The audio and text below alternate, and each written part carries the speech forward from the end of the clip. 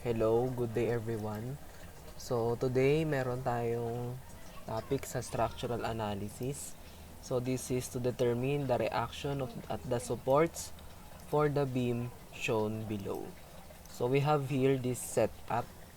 So meron tayong hinge, meron tayong roller, span of 13.5 meter with uniformly distributed load of 29.2 kilonewton per meter.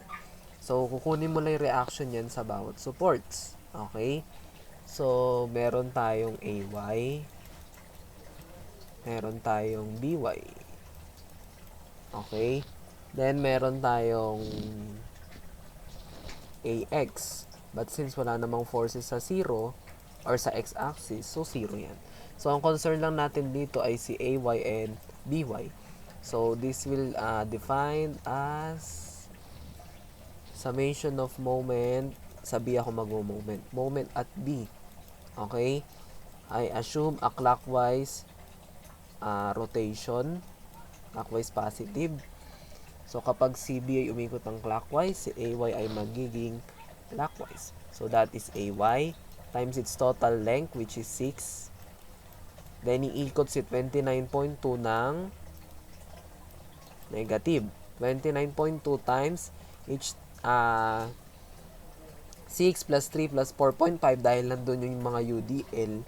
So, that's about 13.5 times kalahati ni 4.5 dahil kay B ka nag-moment, which is 2.25. Okay? So, you will get AY as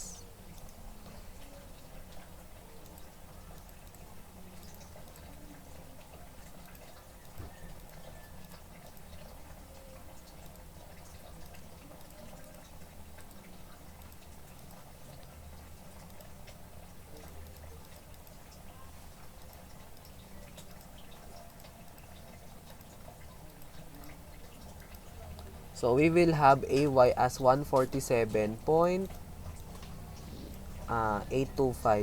kilonewton.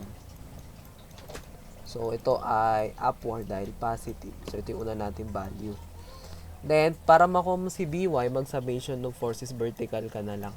Summation of forces vertical is equals to 0. All upwards are all positive. So, that is AY. So, meron na tayong value. So, we have 147.825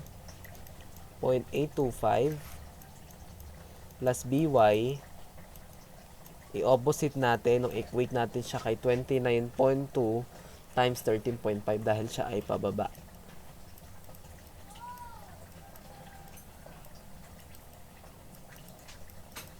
So, try natin.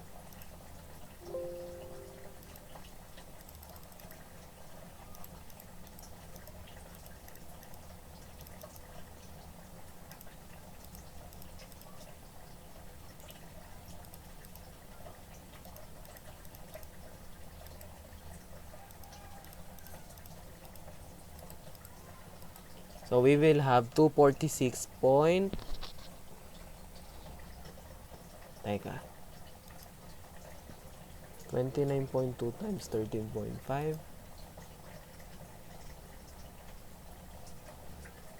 Okay. We will have 246.375 as your BY.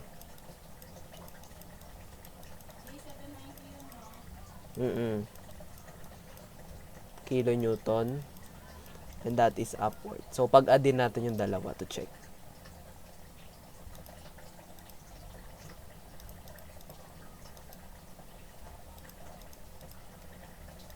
So, that is 394.2.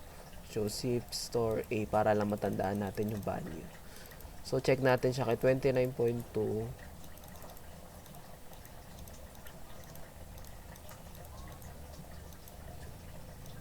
Okay, tama. So, tama ating mga sagot. So, ito, then, ito. Okay? So, that's it for this example. I hope you learned something. Thank you for watching. Like, share, and subscribe. Bye!